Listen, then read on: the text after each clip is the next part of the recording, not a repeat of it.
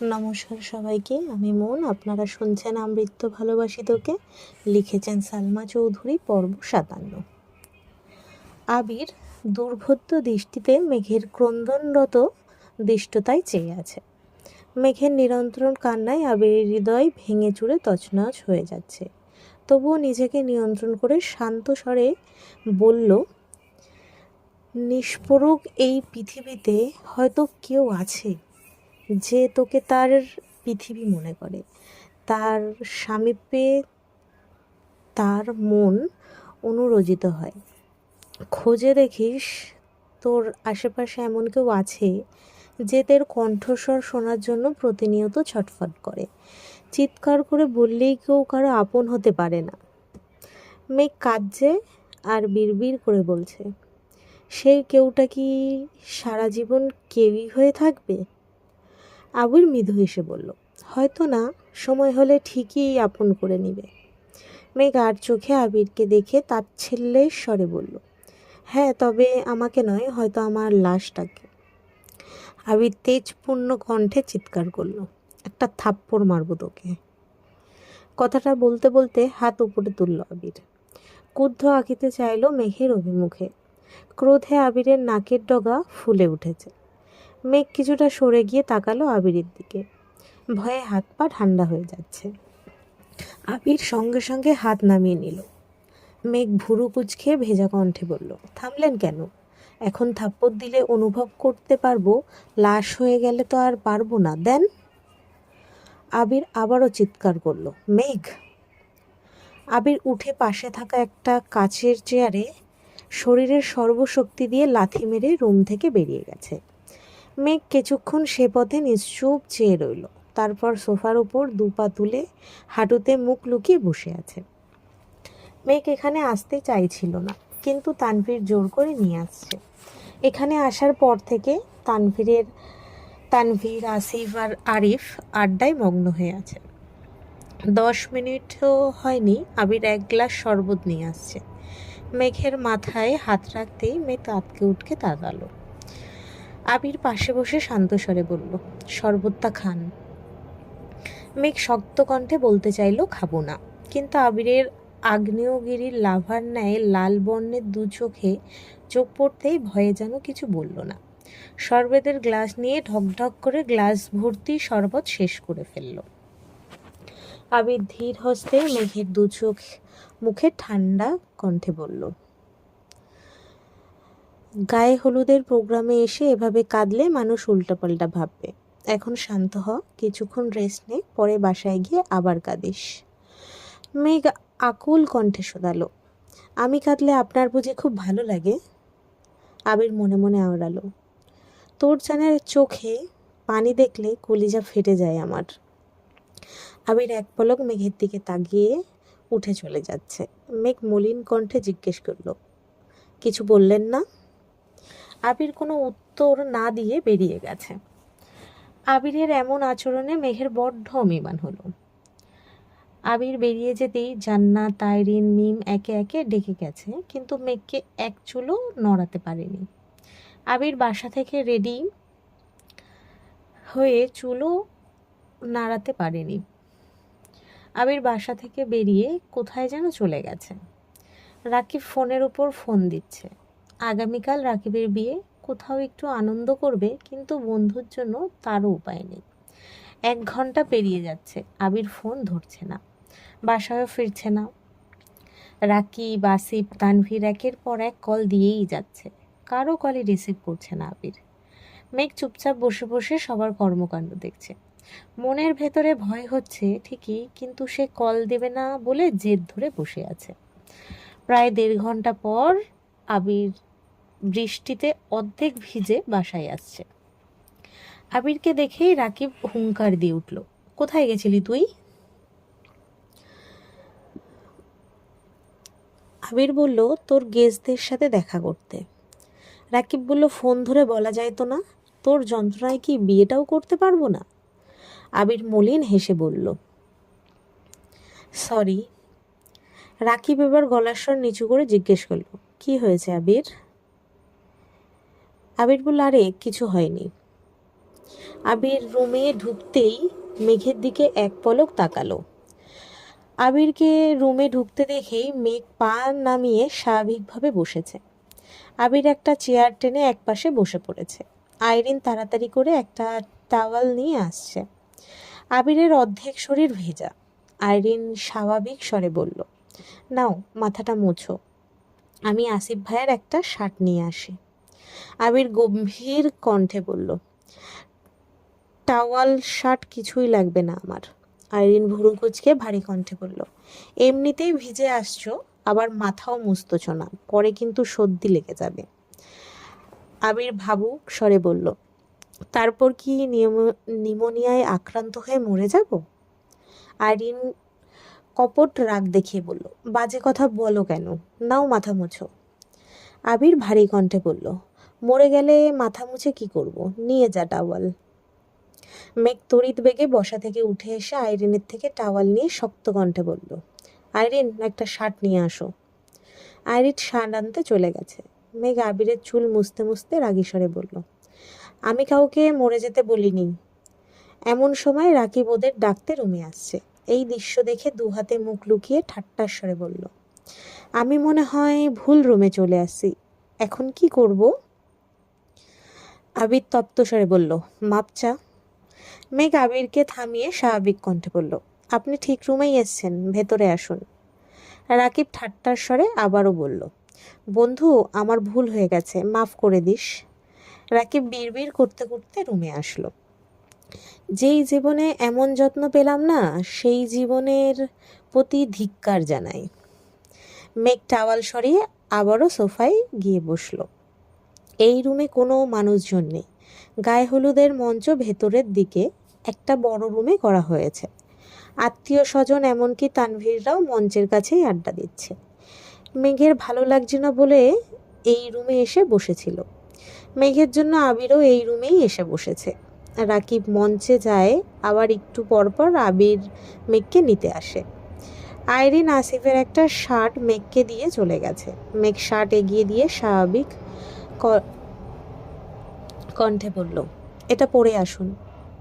আবির বলল, শার্ট পরে কি হবে, মরে গেলে তো লাশই হয়ে যাব। মেঘ এবার অগ্নিদৃষ্টিতে তাকালো। মেঘের ইচ্ছে করছিল আবিরের মুখ চেপে ধরতে, কিন্তু পারল না।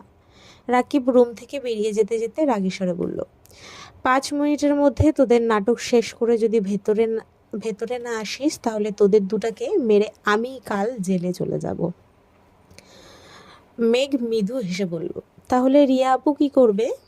রাকিব বলল, কি আর করবে, জেলখানার বাইরে বসে কাঁদবে, তোমরা তো আর কোনো উপায় রাখতেছ না। আবির গম্ভীর কণ্ঠে বলল, মুখটা বন্ধ করে যা, আমরা আসতেছি। আবির পাঞ্জাবি খুলে সেকেন্ডের মধ্যে শার্ট পরে ফেলেছে।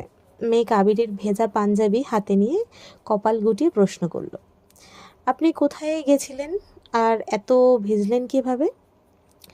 আবির সরু নেত্রে তাকিয়ে মৃদু হেসে বলল, তোর না হওয়া শ্বশুর আর তার ছেলেটাকে দেখতে গেছিলাম।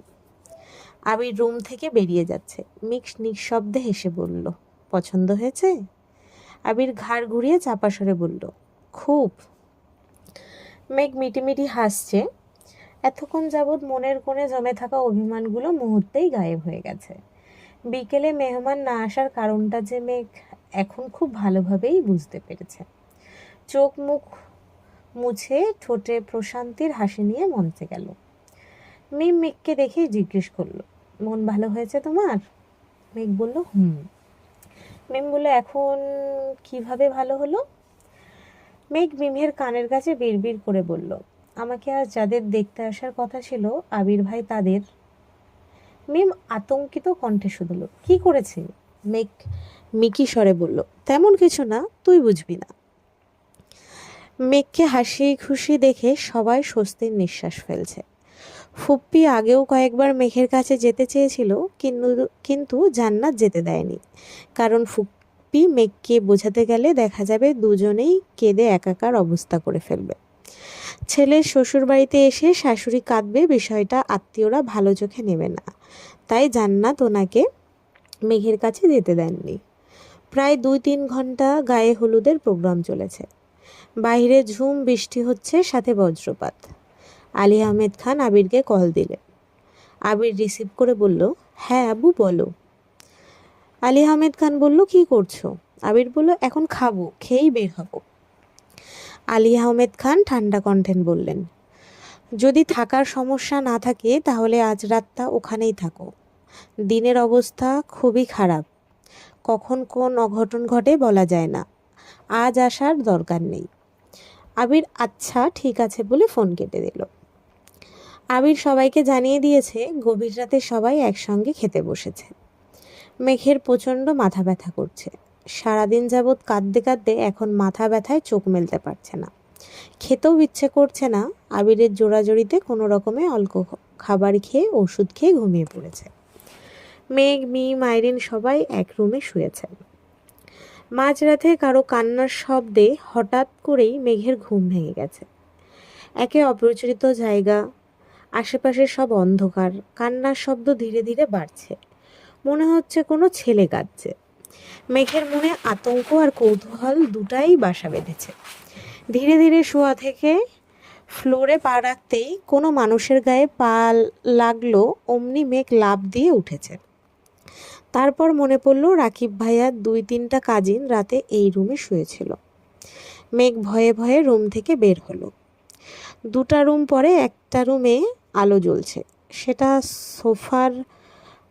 রুম সোফার রুম, আর সেই রুম থেকে কান্নার শব্দ আসছে। মেঘ বুক ফুলিয়ে শ্বাস ছেড়ে নিয়েছে, ধাতস্থ করে পা বাড়ালো সেই রুমের উদ্দেশ্যে। যত এগিয়ে যাচ্ছে পুরাশালী কণ্ঠের কান্নার শব্দ তত বেশি তীব্র হচ্ছে। আশেপাশে 2-1জনের চাপা স্বর ভেসে আসছে। মেঘ রুমের দরজায় দাঁড়াতেই চমকে উঠল। ফুপ্পি সোফায় বসে আছেন, আবির ফ্লোরে হাঁটু গেড়ে বসে ফুপ্পির উড়ুতে মাথা রেখে হাউমাউ করে কাঁদছে। আবিরের এক পাশে তানভীর, অন্য পাশে আসিফ ফ্লোরে বসে আবিরকে শান্ত করার চেষ্টা করছে। ফুপ্পি আবিরের মাথায় হাত বুলিয়ে দিচ্ছে, আর আবির অঝরে কাঁদছে। জান্নাত আসিফের পাশে সোফায় বসা। হঠাৎ দরজায় মেঘকে দাঁড়ানো দেখে জান্নাত হিমশীতল কণ্ঠে ডাকলো, মেঘ তুমি এখানে? মেঘের দৃষ্টি আবিরের পানে। মেঘের বুকের ভেতরটা ছলাৎ ছলাৎ করছে। আবির ভাইকে এভাবে কাঁদতে দেখে কাদম্বিনীর দম বন্ধ হয়ে আসছে। হৃদস্পন্দন থেমে গেছে। জান্নাতের মুখে মেঘের নাম শুনে আবির সহ সবাই আঁতকে উঠল। মেঘ রুমে ঢুকতে ঢুকতে আর্তনাদ করে উঠল, কি হয়েছে ওনার? আবির চোখ মুছে সঙ্গে সঙ্গে রুম থেকে বেরিয়ে গেছে। আবিরের পেছন পেছন তানভীরও বেরিয়েছে। মেঘ আবারও জিজ্ঞাসা করলো, আবির ভাইয়ের কি হয়েছে ফুপ্পি? উনি কাঁদছিলেন কেন? ফুপ্পি ভেতরে ভেতরে কাঁদছেন। আসিফ স্বাভাবিক কণ্ঠে বলল, তেমন কিছু হয়নি, এমনি খারাপ লাগছিল।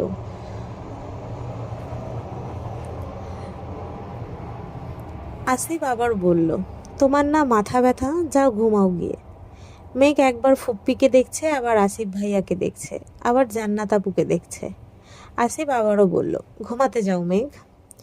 জান্নাতের চোখে চোখ পড়তে সেও ইশারা দিল। মেঘ আবারও এসে রুমে শুয়েছে, কিন্তু কোনোভাবেই ঘুম আসছে না। চোখের সামনে বারবার আবিরের কান্নারত মুখমণ্ডল ভেসে উঠেছে। মনের আকাশ অমাবস্যার ন্যায় ঘুটঘুটে অন্ধকার হয়ে গেছে। কোথাও এক বিন্দু আলোর ছিটেফোঁটাও নেই। আবির কেন কাঁদছিল, কি হয়েছে, কিছুই বুঝতে পারছে না। বুকের ভিতর ভীষণ রকমের যন্ত্রণা হচ্ছে। রুমে অফুরন্ত বাতাস থাকার সত্ত্বেও মেঘ বুক ভরে নিঃশ্বাস নিতে পারছে না। মনে হচ্ছে কিছু একটা গলা চেপে ধরে আছে। এপাশ ওপাশ হাঁসফাঁস করতে করতে মেঘ আবারও ঘুমিয়ে পড়েছে। সকালে নাস্তা করেই আবিররা বাসার উদ্দেশ্যে বেরিয়ে পড়েছে। তানভীর গাড়ি চালাচ্ছে, আবির চোখ বন্ধ করে পাশের সিটে বসে আছে। মেঘ আবিরকে জিজ্ঞেস করার সুযোগ খুঁজছে, কিন্তু কোনোভাবেই পাচ্ছে না। আবির আর তানভীর বাসায় এসে শাওয়ার নিয়ে রেডি হয়ে দুপুরের দিকে আবারও বেরিয়েছে। রুমে শুয়ে বসে কোনোভাবেই মন টিকছে না মেঘের। বন্যাকে কল দিয়ে কিছুক্ষণ কথা বলেছে, তবুও মন স্থির হচ্ছে না। মেঘ নিচে আসতেই আলী আহমেদ খান জিজ্ঞেস করলেন, তোমরা বিয়েতে যাওনি? মেঘ আস্তে করে বলল, যেতে ইচ্ছে করছিল না। আলী আহমেদ খান বললেন, শরীর খারাপ? মেঘ বললেন, না। আলী আহমেদ খান মেয়েকে খানিক দেখে মোলায়েম কণ্ঠে বলল, কি নিয়ে এত দুশ্চিন্তা করো? মেঘ হিতু মেঘ মৃদু হেসে বলল, দুশ্চিন্তা করি না বড় আব্বু। আলী আহমেদ খান ধীর কণ্ঠে বলল, আম্মু, এক কাপ চা করে দিতে পারবে? মেঘ বলল, এক্ষুনি নিয়ে আসছি। আলী আহমেদ খান বললেন, আমি চিনি কম খাই। মেঘ মলিন হেসে বললেন, জানি বড় আব্বু। মেঘ কিছুক্ষণের মধ্যেই এক কাপ চা নিয়ে আসছে। আলী আহমেদ খান এক চুমুক চা খেয়ে হেসে বললেন, মাশাল্লাহ, চা খুব ভালো হয়েছে। মেঘ মাথা নিচু করে বিড়বিড় করে বলল, চা ভালো না লাগলে সত্যি কথা বলতে পারেন, আমি কিছু মনে করব না। আলী আহমেদ খান বললেন, বসো। মেঘ চুপচাপ পাশের সোফায় মাথা নিচু করে বসেছে। আলী আহমেদ খান ভারী কণ্ঠে বলে উঠলেন, শোনো, কোনো দিন ভালো না লাগলে আমি যেমন সরাসরি বলতে পারি, তেমন ভালো হলে প্রশংসাও করতে পারি। চাটা সত্যিই ভালো হয়েছে। তার থেকেও বড় বিষয়, তোমার বড় আম্মুর সাহায্য ছাড়া তুমি প্রথমবার আমার জন্য এত ভালো চা করেছো, তার জন্য ধন্যবাদ। মেঘ বলল, আপনাকেও ধন্যবাদ বড় আব্বু। আলী আহমেদ খান ধীর কণ্ঠে শুধালেন, আম্মু, তোমার কি মন খারাপ? বড় আব্বুর ধীর কণ্ঠে বলা কথাতে মেঘের মন গলে গেছে, চোখ ছলছল করছে, মাথা তুলে তাকাতে পারছে না, ঠোঁটে জোর করে ধরে রাখা মিথ্যা হাসিটা আর ধরে রাখতে পারছে না। মেঘ ঢোক গিলে শীতল কণ্ঠে বলল, না। মেঘ আর বসে থাকতে পারল না, চিবুক নামিয়ে সিঁড়ি দিয়ে উঠে নিজের রুমে চলে গেছে। গত রাত থেকে অস্থির হয়ে থাকা মনটা ক্ষণে ক্ষণে কেঁপে উঠছে। আবির আর তানভীর বেশ রাত করে বাসায় ফিরেছে। ততক্ষণে সবাই গভীর ঘুমে আচ্ছন্ন। আবির সকালে উঠেই কোথায় বেরিয়েছে, আজ ফিরছে। ততক্ষণে সবাই আজ আবিরের বাসার সবাই দাওয়াত। মেঘ যেতে না চাইলেও সবার জোরাজুরিতে বাধ্য হয়ে যাচ্ছে। মেঘ দূর থেকে রিয়া আপুকে দেখছে। মেয়েটাকে জান্নাত আপুর বিয়েতে দেখেছিল, তখন সে রাকিব ভাইয়ার প্রেমিকা ছিল। আজ সে বউ বেশে বসে আছে। মেঘ মেনে মনে আওড়ালো, পূর্ণতা পাওয়া ভালোবাসাগুলো একটু বেশিই সুন্দর। রাকিব ভাইয়ার 7 বছরের ভালোবাসা আজ পূর্ণতা পেয়েছে। কত ঝড় ঝাপটা পেরিয়ে ওনারা এক হতে পেরেছেন, এটা শুধু ওনারাই জানেন। আমি তো 1 বছরের পরিশান্ত হয়ে গেছি। 7 বছর ধৈর্য রাখা আমার পক্ষে অসম্ভব। রাকিব ভাইয়া আর রিয়া আপু, আপনাদের ভালোবাসা আজীবন বেঁচে থাকুক। হঠাৎ মেঘের নজর পড়ল রিয়া হাতের ইশারায় মেঘকে ডাকছে। মেঘ সহসা এগিয়ে গেল। রিয়া বসা থেকে উঠে মেঘকে জড়িয়ে ধরল। আকস্মিক ঘটনায় মেঘ বেশ আশ্চর্য হলো। রিয়া শান্ত স্বরে বলল, আবির ভাইয়া হেল্প না করলে আমাদের বিয়েটা হতো না। ভাইয়াকে অনেক ধন্যবাদ। মেঘ কপালে ভাঁজ ফেলে জিজ্ঞেস করলো, ওনার ধন্যবাদ আমাকে কেন দিচ্ছেন? রিয়া মৃদু হেসে বলল, ওনাকে তো জড়িয়ে ধরতে পারবো না, তাই তোমাকে জড়িয়ে ধরলাম। রিয়া অপ্রতিভ কণ্ঠে আবারও শুধালো, বাই দা ওয়ে, আবির ভাইয়াকে জড়িয়ে ধরার অনুমতি কি তুমি কোনো মেয়েকে দিবে? মেঘ সঙ্গে সঙ্গে চোখ গোল গোল করে তাকালো। বুকের ভেতরের কোত্তা দীর্ঘ নিঃশ্বাস হয়ে বেরিয়ে আসলো। ক্রোধিত কণ্ঠে বলল, না। রিয়া মেঘের দু গালে হাত রেখে মোলায়েম কণ্ঠে জানতে চাইল, আবির ভাইয়াকে খুব ভালোবাসো তাই না? মেঘের বুকের ভেতরটা মোচড় দিয়ে উঠেছে, দু চোখ ছলছল করছে। মেঘ সঙ্গে সঙ্গে চোখ নামিয়ে নিয়েছে। রিয়া ঠোঁটে হাসি রেখে বলল, এই মেঘ, একদম কাঁদবে না। তোমার আবির ভাই দেখলে আমার সর্বনাশ করে ফেলবে। মেঘ বলল, কেন? রিয়া ঢোক গিলে নিজেকে সংযত করে বলল, ভাববে আমি তোমাকে বাজে কথা বলেছি। মেঘ হুট করে প্রশ্ন করলো, আপু, আবির ভাইয়া কোথায় জানেন? ওনার কি হয়েছে বলতে পারবেন?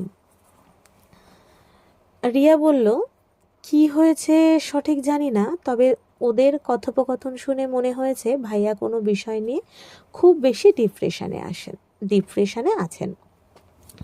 মেঘ বলল, কি বিষয়? রিয়া বলল, সেটা বলতে পারবো না।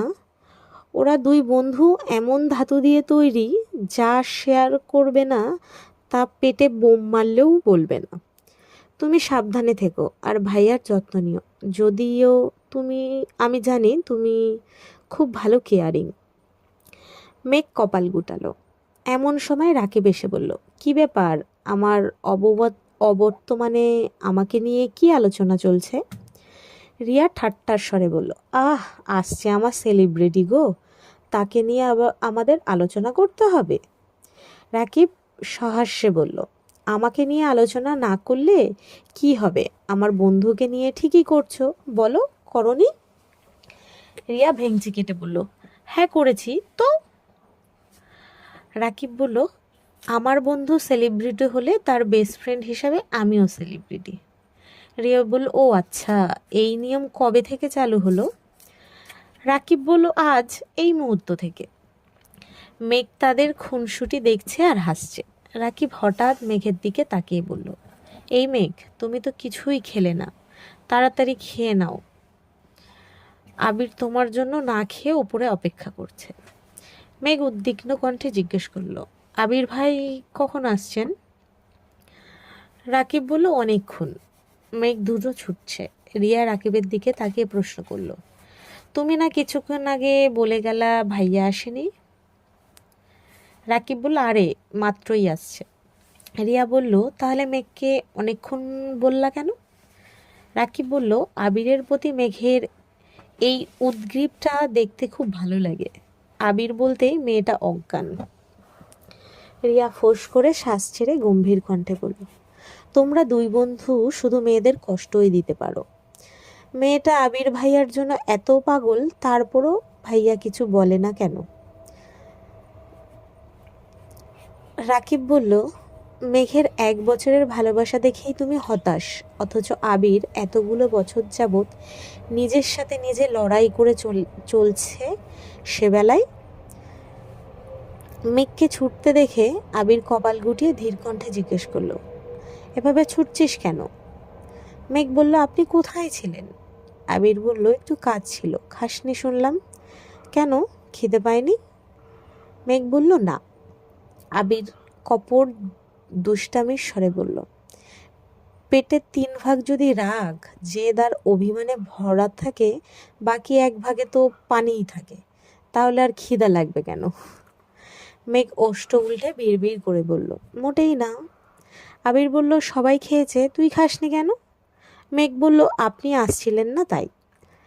আবির বলল, কল দিয়ে বলছিলি একবার। মেঘ চোখ পিটপিট করে তাকালো, ধীর কণ্ঠে বলল, মনে ছিল না। আবির তপ্ত স্বরে বলল, বাহ, খুব ভালো। ঈদের বেশ কিছুদিন কেটে গেছে। আবিরদের অফিস শুরু হয়ে গেছে, ভার্সিটিও খুলে গেছে। রাকিব আর রিয়া হানিমুনে গেছে, তাই আবিরের একা সব কিছু সামলাতে হচ্ছে। 2 অফিস সামলে রীতিমতো হিমশিম খাচ্ছে আবির। এক বিকেলে মেঘকে কল দিল আবির। মেঘ কল রিসিভ করতেই আবির বলল, আমাকে দেওয়ার মতো একটুখানি সময় কি হবে আপনার? আবিরের আহ্লাদি কণ্ঠে বলা কথা শুনে মেঘ মুচকি এসে বলল, কেন হবে না, আপনি চাইলেই হবে। আবির বলল, তাহলে রেডি হয়ে বের হন। মেঘ রেডি হয়ে বের হতেই দেখলো একটা রিক্সা দাঁড়ানো। মেঘ আশেপাশে আবিরকে খুঁজছে, কিন্তু আবির কোথাও নেই। অনেকটা সামনে যেতেই দেখলো আবির একটা গাছের নিচে দাঁড়ানো। মেঘ ডাকতেই রিক্সায় উঠে বসলো। মেঘ আবিরের দিকে তাকিয়ে প্রশ্ন করলো, বড় আব্বু তো সেদিন আপনাকে বাইক চালানোর অনুমতি দিয়েছে, তাহলে আপনার বাইক কোথায়? আবির বলল, অফিসে। মেঘ বলল, রিক্সা দিয়ে কোথায় যাচ্ছি? আবির বলল, দেখি কোথায় যেতে পারি। অনেকটা পথ গিয়ে দুজনেই রিক্সা থেকে নামলো। কোলাহল শূন্য একটা রাস্তা। হঠাৎ 2-1টা গাড়ি আপন গতিতে ছুটছে। আবির মেঘকে নিয়ে একটা কালো রঙের নতুন ঝকঝকে প্রাইভেট কারের কাছে গিয়ে থামলো।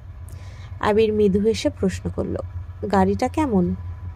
মেঘ নিরুদ্বেগ ভঙ্গিতে বলল, ভালোই। আবির বলল, পছন্দ হয়নি? মেঘ বলল, কার না কার গাড়ি আমি পছন্দ করে কি করব। আবির উদাস ভঙ্গিতে বলল, গাড়িটা আজই কিনেছি, কেমন হয়েছে? মেঘ ভাবলেশহীন জবাব, আপনার সাথে আমার সাথে আপনার সাথে ফাজলামি, সরি, মেঘ মেঘের ভাবলেশহীন জবাব, আপনার সাথে ফাজলামি মানায় না। আবির ভুরু গুটিয়ে বলল, আমি ফাজলামি করতে যাব কেন? সত্যি সত্যি আমার গাড়ি, এই যে চাবি। মেঘ অবিশ্বাস্য দৃষ্টিতে আবিরের হাতে থাকা চাবিটার দিকে তাকিয়ে রইল। ঢোক গিলে উষ্ণ স্বরে জানতে চাইল, আপনি গাড়ি কিনেছেন? আবির বলল, জি ম্যাডাম। মেঘ বলল, কিন্তু কেন? আবির ভারী কণ্ঠে বলল, গাড়ি পছন্দ হয়েছে কিনা সেটা বল। মেঘ গাড়ির দিকে মনোযোগ নেই, রাগী স্বরে বলল, গাড়ি আমি দুচোখে সহ্য করতে পারি না। আবির মুচকি হাসল। মেঘ উদ্বিগ্ন কণ্ঠে জিজ্ঞেস করলো, আপনার বাইক কোথায়? আবির বলল, অফিসে। কেন? মেঘ কাঁদো কাঁদো মুখ করে আবারও শুধালো, আপনি গাড়ি কেন কিনলেন? আবির মৃদু হেসে বলল, মাঝে মাঝে নিজের অবস্থান বোঝাতে তীব্র অপছন্দের জিনিসকেও পছন্দের তালিকায় যুক্ত করতে হয়। মেঘ শীতল কণ্ঠে বলল, আপনি বাইক চালাবেন নাকি গাড়ি? আবির মেকি স্বরে বলল, আমি বাইক চালাবো আর তুই গাড়ি। মেঘ সশব্দে হেসে বলল, আমি গাড়ি চালালে আপনার গাড়ি আহত হবে আর আমি নি। আবির অগ্নিদৃষ্টিতে তাকাতে মেঘ মুখ বন্ধ করে ফেলেছে। আবির স্বাভাবিক কণ্ঠে বলল, চল ঘুরে আসি। মেঘ আবিরের পাশের সিটে বসে আবিরের দিকে তাকিয়ে আছে। আবির কেনাতে বাইকে ওঠার জন্য মেঘ যতটা আগ্রহী ছিল, গাড়িতে ওঠার জন্য সেই আগ্রহের এক অংশও নেই। ইট পাথরের শক্ত দেয়ালের মতোই খানবাড়ির প্রতিটা মানুষ পাষাণ হয়ে যাচ্ছে। সবাই সবার আপন হওয়া সত্ত্বেও মাঝে মাঝে নিষ্ঠুর মানবের ন্যায় আচরণ করে। আলী আহমেদ খান একাই 2টা গাড়ি কিনেছেন, ইকবাল খান নিজের টাকায় আলাদা গাড়ি কিনেছেন, অবশেষে আবিরও গাড়ি কিনলেন। এ যেন প্রতিযোগিতা চলছে, নিজেদের অবস্থান যাচাইয়ের প্রবল প্রতিযোগিতা। আবার আবির হঠাৎই মেঘের দিকে তাকিয়ে প্রশ্ন করো, গাড়ি কিনেছি বলে রাগ করছিস? মেঘ মলিন হেসে বলল, না, রাগ করিনি। আপনার ইচ্ছে হয়েছে তাই কিনেছেন, এতে রাগ করার কি আছে? মেঘ এবার ঠান্ডা কণ্ঠে বলল, একটা কথা জিজ্ঞেস করি? আবির বলল, হুম। মেঘ বলল, রাকিব ভাইয়ার গায়ে হলুদের রাতে আপনি কাঁদছিলেন কেন? বেশ কিছুক্ষণ সময় নিঃসুপ থেকে আবির তপ্তস্বরে বলল, নিজের করা ভ্রান্তিগুলো অতর্কিতে বুকের ভেতর প্রদীপ্ত আগুনের উত্তাপ সৃষ্টি করলে সহস্রবার চেষ্টার পরও নিজেকে অবিচল রাখা যায় না। মেঘ কিছুই বুঝতে পারেনি, তাই প্রত্যুত্তরে কিছুই বলতে পারল না। ঘণ্টাখানেক মেঘকে নিয়ে ঘুরে অবশেষে রাস্তার একপাশে গাড়ি থামালো। আশেপাশে অনেক মানুষ। মেঘ আবিরের দিকে তাকিয়ে প্রশ্ন করল, আমরা এখানে কেন আসছি?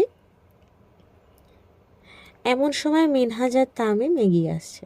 ওদের দেখেই মেঘ গম্ভীর কণ্ঠে বলল, আমি এখানে থাকবো না। আবির মেঘের হাত ধরে আটকে দিল। মিনহাজ আর তামিম এগিয়ে এসে কোমল কণ্ঠে বলল, সরি ভাই।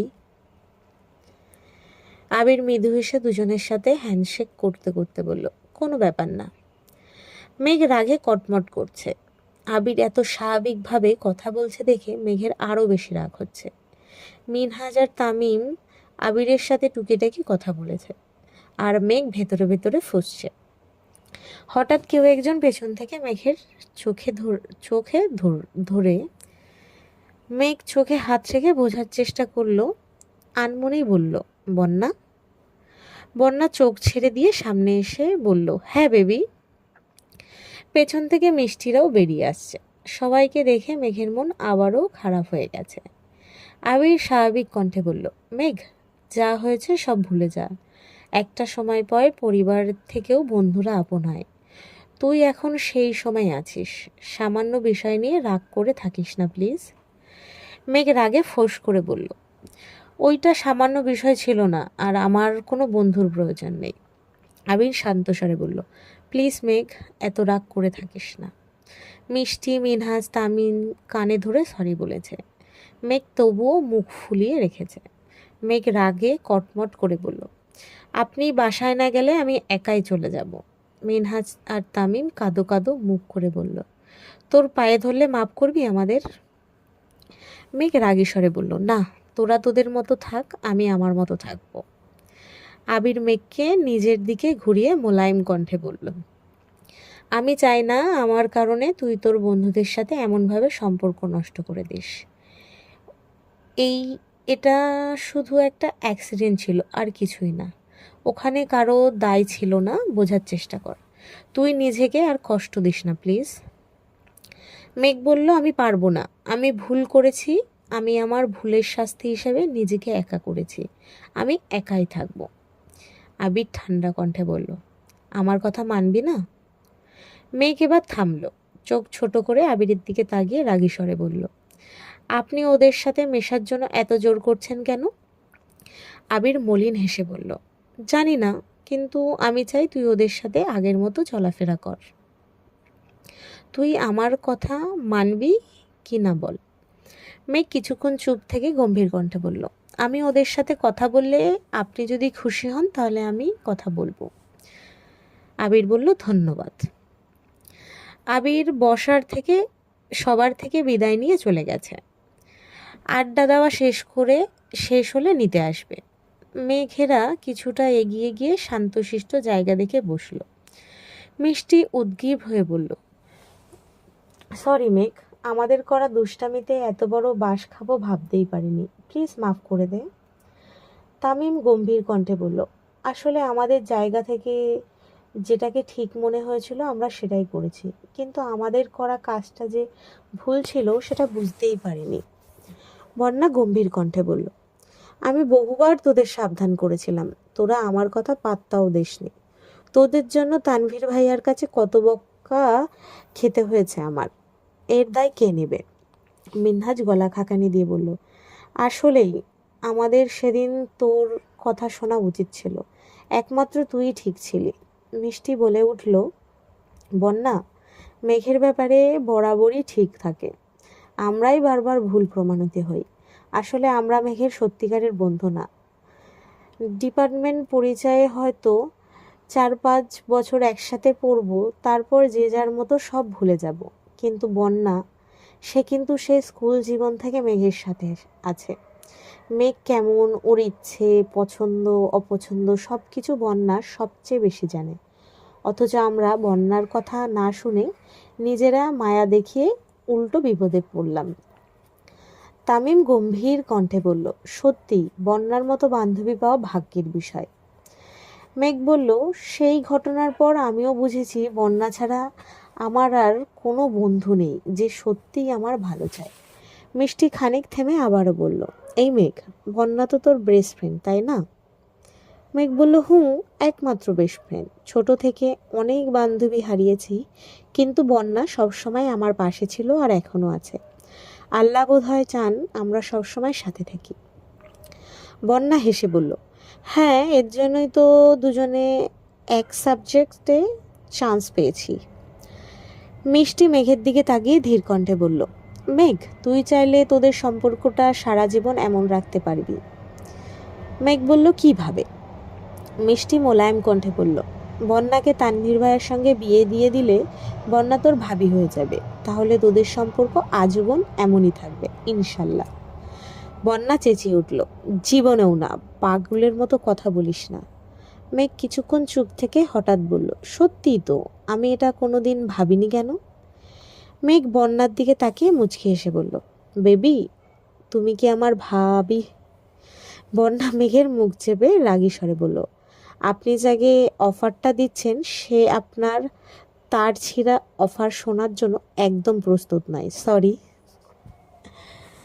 আজকের পর্ব এই অবধি। যদি সবার ভালো লাগে লাইক কমেন্ট শেয়ার করে দিও। যদি ফেসবুক থেকে শুনছো তো পেজটাকে ফলো করো, আর যদি ইউটিউব থেকে শুনছো তো সবাই সাবস্ক্রাইব করে দিও। আজ আসছি, ধন্যবাদ সবাইকে।